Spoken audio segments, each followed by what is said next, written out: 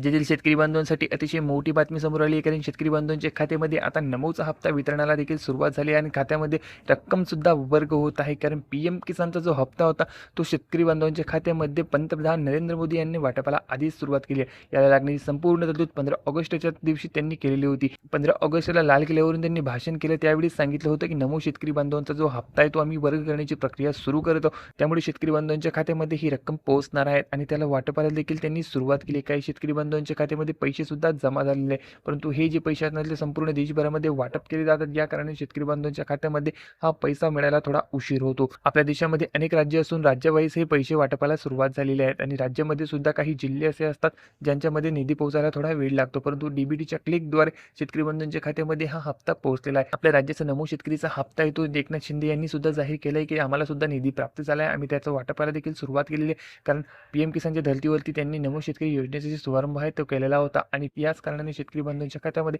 PM किसानचा हप्ता प्राप्त झाल्यानंतर आता नमो शेतकरीचा हप्ता देखील वाटप करत आहेत.